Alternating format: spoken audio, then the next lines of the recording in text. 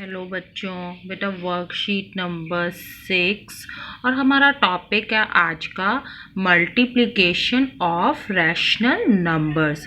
हम simple numbers होते हैं जो हमारे ये नेचुरल नंबर्स होते हैं, या हमने इंटीजर्स को भी देखा।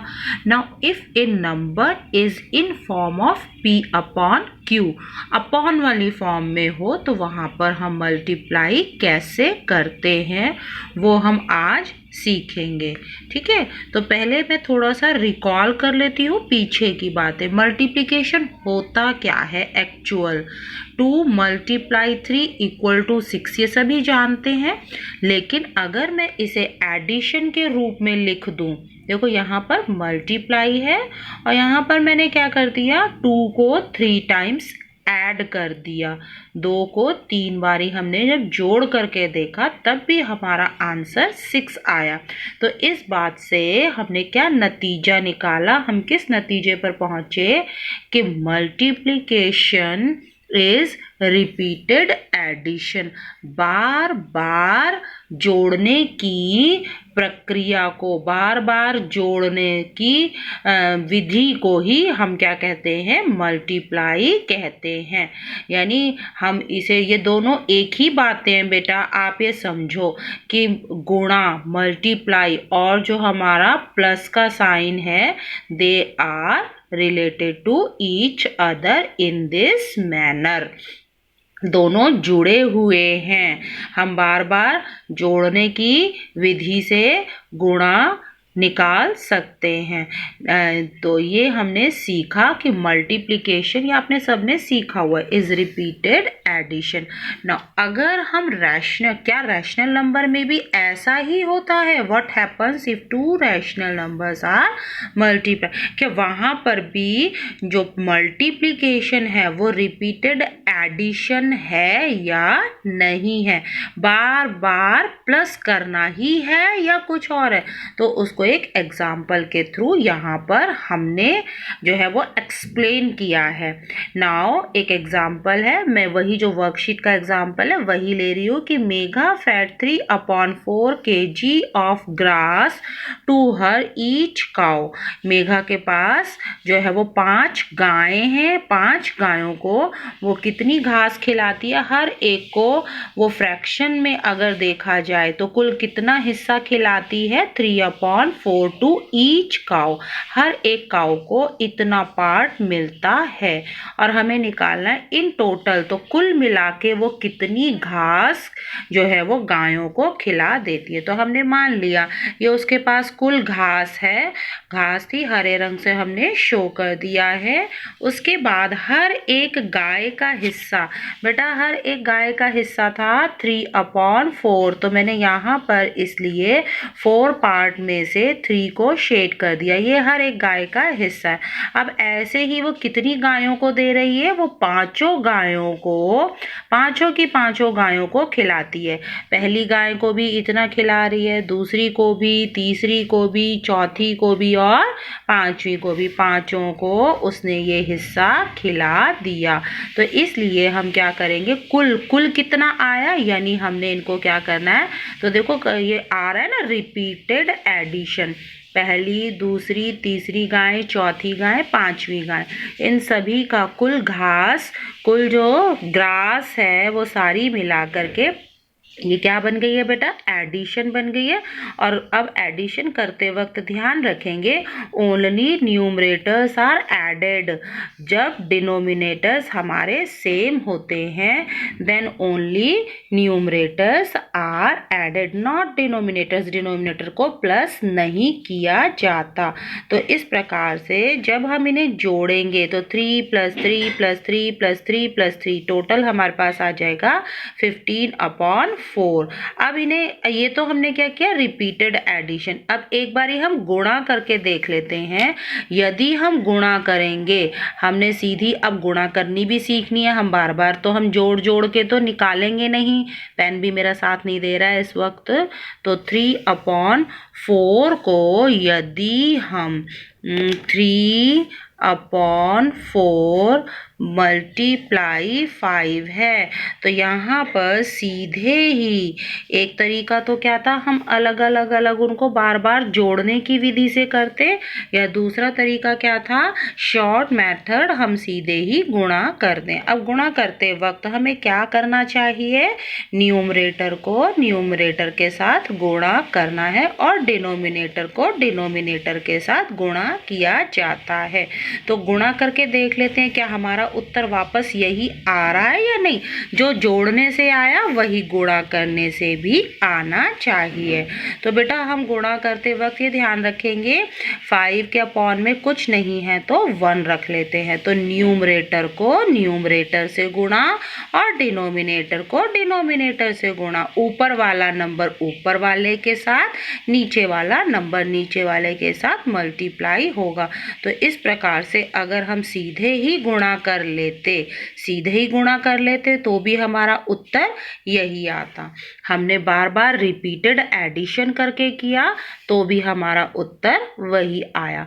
तो इसका मतलब कि in case of multiply in rational number हमारा वही प्रोसेस है। Multiplication is again simply repeated addition. तो मैंने वही चीज नीचे लिख दी है। Now we saw again in case of rational numbers multiplication is repeated addition. अब एक जो आपको अब याद रखना है प्रोसेस, मैंने इसीलिए उसे रेड कलर से लिख दिया और मैं यहाँ पर मार्क भी कर रही हूँ। इन case of multiplication numerator is multiplied with numerator and denominator is multiplied with denominator। ठीक है, जब भी हम गुणा करें, अब गुणा करें 2 या 2 से ज़्यादा संख्याएं हैं, 2 या 2 से ज़्यादा रैशनल नंबर हों, हमें हमेशा क्या याद रखना है, ऊपर वाली संख्याओं को आपस में गुणा कर देना है और जो नीचे लिखी हुई संख्याएं हैं, नीचे लिखी हुई गिनतियां हैं, उन्हें भी इसी प्रकार से आपस में मल्टीप्लाई कर देंगे। तो अब सभी बच्चे ये जो हमने 3 लाइन्स में रेड कलर से लिखा है, इस बातों को याद रखेंगे और इसी प्रकार से सारी मल्टीप्लिकेशन करते रहेंगे। नाउ एक क्वेश्चन है हमारे पास यहाँ पर, Seema spend 1/2 hours daily on reading. तो सीमा एक लड़की है, वो कितना समय बिताती है, 1/2 आवर्स, आधा घंटा, 1/2 आवर्स ऑन रीडिंग। ठीक है, और इस प्रकार से उसने पूरी बुक को कितने दिन में ख़त्म कर लिया है, 1/3 डेज में पूरा कर लिया है। Find total time she spent. अब उसको कुल कितना समय, कितने घंटे लगे। तो हमने टोटल टाइम निकालना है, उसके लिए हमने क्या किया, जो ये 1/2 आवर्स डेली जो वो रीडिंग कर रही थी, ठीक है, एक बार में वो इतनी रीडिंग करती थी और उसने कितने दिन में रीडिंग की है, 1/3 डेज। तो हमें टोटल निकालना है, यानी हम इन दोनों फ्रैक्शंस को आपस में मल्टीप्लाई करके उसके कुल घंटे, कुल आवर्स निकालेंगे। तो बेटा इसको चित्र के द्वारा तो मैंने इस प्रकार से एक्सप्रेस कर लिया कि 1/2 कितना होता है हमारा, 1/2 हमारा इस तरह से ये शेडेड पार्ट हो गया। इसी प्रकार से 1/3 हमारा ये शेडेड पार्ट हो गया। और उत्तर चूंकि हमने कैसे निकाला था, मैंने जस्ट अभी एक्सप्लेन किया है। 1/2 हमारे आवर्स थे और हमें मल्टीप्लाई करना था 1/3 डेज के साथ। तो अभी हमने सीखा था ऊपर वाले को ऊपर वाले से मल्टीप्लाई, नीचे वाले को नीचे वाले से मल्टीप्लाई। तो इस प्रकार हमारा उत्तर आया 1/6। और इसी प्रकार मैंने उसे डायग्राम के थ्रू भी यहाँ पर अगर हम 1/6 को शो करेंगे तो ये ऐसा बन जाएगा। ठीक है, नाउ अब कुछ क्वेश्चन, और ये तो हमारे एग्जाम्पल्स हो गए। अब हमें जो है वो यहाँ पर एक क्वेश्चन दिया गया है, सॉल्व करना है हमें। A building has a height of 23/2 metre. एक बिल्डिंग की हाइट 22/3 मीटर है और जो उसी के साथ जो और एक दूसरी बिल्डिंग है, another building is is it's, इस बात को समझें, इट्स 2/3। तो दूसरी बिल्डिंग है उसकी हाइट 2/3 नहीं है, बल्कि क्या है, पहली वाली का 2/3 है, यानी पहली वाली का 2/3 पार्ट सेकंड वाली के पास है। ठीक है, तो पहली बिल्डिंग की हाइट हमारी हो गई 23/2 मीटर, वो दी हुई है। Simply we are given the height of first building, लेकिन सेकंड बिल्डिंग की हाइट जो उसकी एक्चुअल अपनी हाइट है सेकंड बिल्डिंग की, वो ना दे करके हमसे कहा गया है that building is 2/3 of first building. 2/3 यानी सेकंड के पास पहली वाली का 2/3 पार्ट है। तो हमने दूसरी बिल्डिंग का एक्चुअल हाइट निकालना है।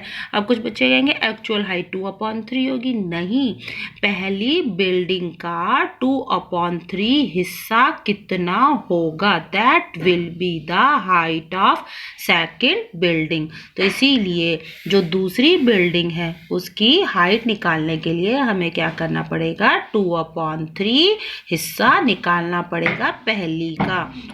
ऑफ माने होता है गुणा, मल्टीप्लाई। और हम एक चीज कर सकते हैं बेटा, अगर ऊपर और नीचे में कोई कट रहा है, देखो ऊपर को ऊपर से मल्टीप्लाई करते हैं, लेकिन अगर हम काटना चाहते हैं, सेम नंबर है या वो किसी एक नंबर की टेबल पर आते हैं, तो हम उन्हें काट भी सकते हैं। जैसे 2 और 2, जो ऊपर है वही नीचे है, तो वो आपस में एक दूसरे से हम मान सकते हैं कैंसिल हो गए। या ये दोनों 2 की टेबल में 1 बार आते हैं, ये भी 2 की टेबल में 1 बार आता है, ये भी 1, और 1 को हम लिखा नहीं करते। तो इस प्रकार से मैंने यहाँ उत्तर लिख दिया 23/3 मीटर, और चाहे तो आप इसे मिक्स्ड फ्रैक्शन में 3 से डिवाइड करके भी लिख सकते हैं। नाउ हमारे पास कुछ सॉल्व छोटे छोटे, बहुत छोटे छोटे से क्वेश्चंस हैं, बहुत छोटे छोटे से। 7/5 मल्टीप्लाई 5/7। तो यहाँ पर वैसे तो हम क्या कर सकते थे, ऊपर को ऊपर से मल्टीप्लाई करते तो हमारा 35, फिर नीचे को नीचे से नंबर मल्टीप्लाई करते तो 35/35, और दोनों ही कट करके कितने रह जाएंगे, 1। कुछ सोचेंगे बच्चे कि 0 नहीं रहते बेटा, उसका कारण क्या है कि ये भी 35 की टेबल में 1 बार जाता है, ये भी 35 की टेबल में 1 बार। या हम यूँ कहें कि 35 को 35 से जब डिवाइड किया, भाग किया, तो 1 आएगा, है ना। किसी भी नंबर को उसी से डिवाइड करते हैं तो उत्तर आता है 1। तो नेक्स्ट क्वेश्चन है हमारे पास -2/5 मल्टीप्लाई 3/4। और मैंने क्या किया, यहाँ 2 और 4 दोनों के दोनों किसकी टेबल में आते हैं, 2 की टेबल में। 2 1 द 2, 2 2 द 4। तो ऊपर अब गुणा करने के बाद कितना रह गया, -1 को 3 से करेंगे -3, निशान का भी ध्यान रखना पड़ेगा। नीचे गुणा करेंगे 5 2 द 10। तो इस प्रकार से हमारा उत्तर आया -3/10। नाउ नेक्स्ट क्वेश्चन है बेटा हमारा -2/6 मल्टीप्लाई 0/1। तो ये यहाँ पर भी 2 और 6 जो है वो 2 की टेबल में आते हैं, ये 1 टाइम और ये 3 टाइम। देखो -1 को 0 से किया, किसी भी संख्या को 0 से मल्टीप्लाई करने पर हमारा उत्तर 0, और 3 1 द 3। अब कहोगे फिर अगेन मैडम आपने 0 क्यों लिख दिया, वो उसका कारण क्या है, हमने जब 3 से 0 को डिवाइड किया तो ये 0 बार ही जाएगा ना बेटा, तो उत्तर हमारा 0।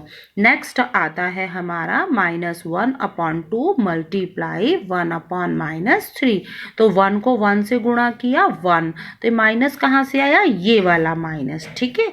इसी प्रकार 2 3 द 6, और ये माइनस साइन आ गया। अब मैंने देखा ऊपर भी माइनस नीचे भी माइनस, तो वो कट गए, आपस में कैंसिल हो जाते हैं।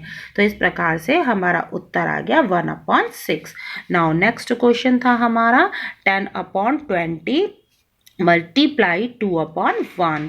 तो यहाँ पर मैंने बिना काटे आपको एक यहाँ बिना काटे भी दिखा दिया कि हम इस तरह भी आगे कर सकते हैं। सीधा ही मल्टीप्लाई कर दिया ऊपर वाले नंबर को ऊपर वाले से और इसी प्रकार नीचे वाले को नीचे वाले से। जब हमने मल्टीप्लाई किया तो 20/20 आया और 20 को 20 से जब डिवाइड करेंगे तो 1 आया उत्तर। ठीक है, नेक्स्ट हमारा है 6/7 मल्टीप्लाई 14/-5। तो हम देख रहे हैं ये क्रॉस में, ध्यान रखिए काटेंगे तो क्रॉस में, काटने के समय ऊपर वाला ऊपर वाले के साथ ना काटें। काटने के समय हमें क्या देखना है, एक ऊपर वाला और एक नीचे वाला होना चाहिए। तो 7 और 14, 7 की टेबल में ये 14 चला जाता है, 7 की टेबल में 1 बार और ये 7 की टेबल में 2 बार। तो इस प्रकार से हमारा बाद में मल्टीप्लाई करके आ जाएगा 6 2 12 और 5 1 5, लेकिन माइनस के साथ। और इस माइनस साइन को अगर ये नीचे है तो हम इसे क्या कर सकते हैं, हम इसे आगे इस प्रकार से लगा लेंगे। ठीक है, तो आई होप कि सब बच्चों को समझ में आ गया।